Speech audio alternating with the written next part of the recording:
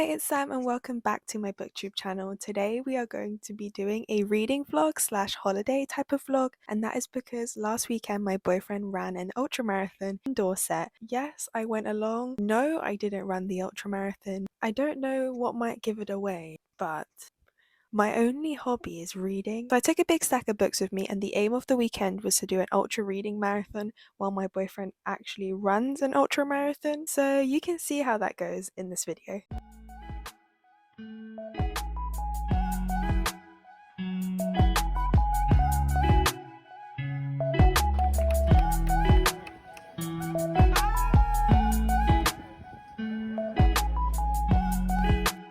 Morning! Welcome to the start of my ultra marathon reading vlog. So I've dropped Ryan off at his ultra marathon and I'm meeting him at checkpoint 2 and checkpoint 4, and then obviously the final stop. So in between then I will be reading, I will be exploring, drinking a lot of coffee and trying to get through all of the books I brought with me. I did bring a lot of books and I'm probably not going to finish any of them. But yes, I am wearing a spot patch on my forehead, and no, it is not subtle at all. This is the Airbnb we're staying in. It's super cute. I'll give you a mini tour. These are the books that I brought with me. So firstly is Chain of Thorns. I'm almost done. I'm trying to read this before I go to Dublin on Tuesday, and I'm actually seeing Cassie Clare, so I'm aiming to finish it by then. And then I brought Wandering Souls by Cecile Pinn. I mentioned this in my currently reading update or picking up my TBR video, and I'm very excited to get to this one. It's literary fiction about a family who flee Vietnam after the war and how they settle into another country after everything that they've seen. And then I brought Immortal Longings. I'm still 150 pages in and I want to get a bit further. Who knows, maybe I'll even finish it today. This is Chloe Gong's debut adult fantasy. I'm loving it so far. Yeah, I brought quite a few books, even though I'm only here for 2 days. I brought Cleopatra and Frankenstein. I also included this one in my TBR for February, March. A tiny bit of the way in, but I know I might be in the mood for this, so I brought it with me. Also, it's like such an aesthetic book. And then, okay, last one. I brought Medusa by Jessie Burton because it's a very thin book, and I thought, what better way to make myself feel better about this weekend than finishing a book, a whole book? I actually just started it just now. I'm 1 chapter in and I love the writing. I love where it's going. And also, look how many words on the page.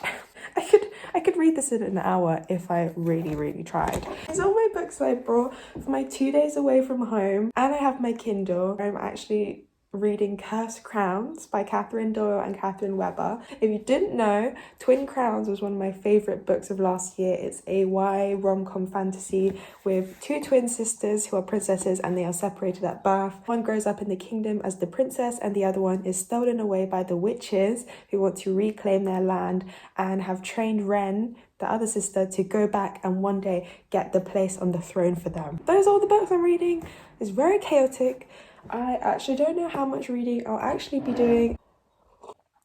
I spoke really fast. Who knows, maybe I'll also end up at the pub. I'll show you around the Airbnb.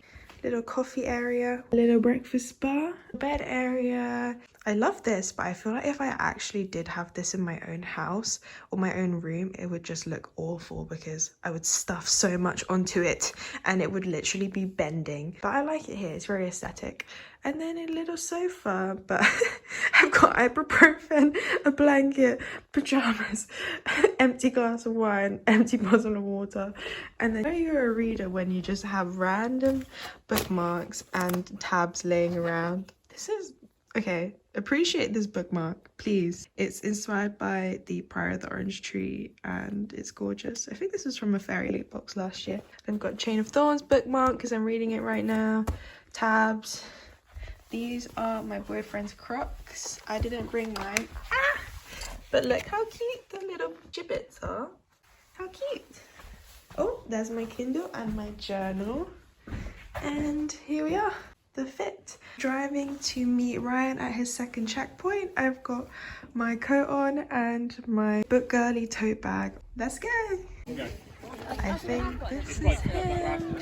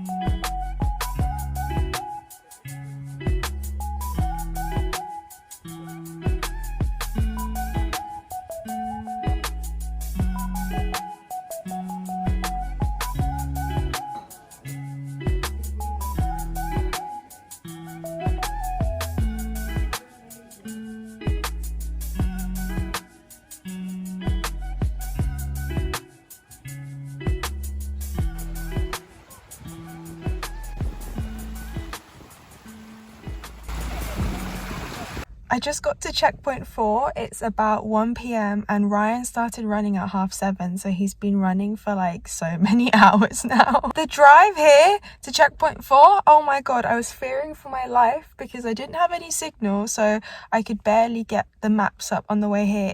I could only get like the coordinates. So when the coordinates appeared on the map, I was just following roads to reach this destination. But little did I know that these roads were barely big enough to fit one car, and they were also like extremely uphill, and this car that I'm driving is so old. I thought I was gonna die. Let me show you the views though. Very nice. Very nice. Well, apart from the window. Yeah, I think so. I'm back on the comfy sofa with a cup of tea. I feel so relaxed. Guys, it's freezing today. While I was reading Medusa, I read most of it outdoors, like sitting in front of the ocean. It was a very beautiful experience, but I was so cold. I think it isn't even double figures, like in degrees today. I needed this. I feel so relaxed. I can't believe right now my boyfriend's running an ultra marathon and here I am. I'll talk a bit more about what I thought about Medusa, and I will be reading Cleopatra and Frankenstein for now. Why does my hand look like that? I don't know why my fingers are doing this, but it's actually quite comfortable to hold the cup like this. I swear this isn't how I hold my mug normally. It's because it's my left hand. My left hand doesn't know what it's doing in life. It's simply just existing. I will update in a bit. I got it.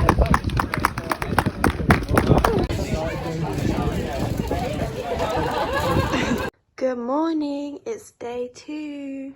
Ryan has finished his run. How are you feeling, Ryan? Very expressive. This morning we're just going to be doing a little read, venturing into Lulworth Cove again, maybe see Durdle Door. So yesterday I only managed to read Medusa and a little bit of Cleopatra and Frankenstein. I am 74 pages into Cleopatra and Frankenstein. Really enjoying this. And I'm also reading Wandering Souls by Cecile Pin, which is written so beautifully. I'm absolutely in love with this as well. This apple is so shiny.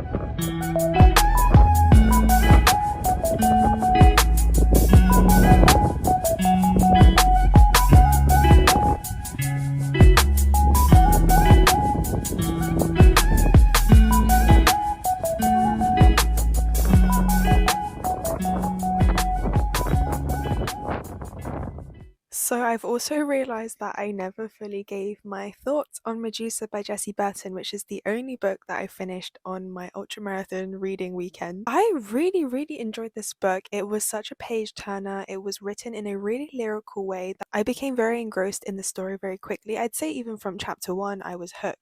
This story essentially gives voice to Medusa, who is a character that we know very well as someone who is depicted as a villain much of the time. However, this story gives a voice to her story, her history, how she came to be about the myth that we know today. Put the power in her hands where story might have been twisted, and I just thought that this reimagining was glorious. We follow Medusa, who is exiled on an island with her 2 sisters. She is haunted by the things that have happened to her to lead her to where she is today, and she has to kind of come to terms with everything that has happened to her, and her world is really shaken when a boy lands on the shores of her island, and his name is Perseus. Perseus and Medusa begin this lovely friendship where neither of them see each other, but they talk each day while Medusa's sisters are away, and they get to know each other very well, sharing their stories and slowly falling for each other. And this book was, oh yeah, it hit the spot. Every page is filled with beautiful narration and storytelling.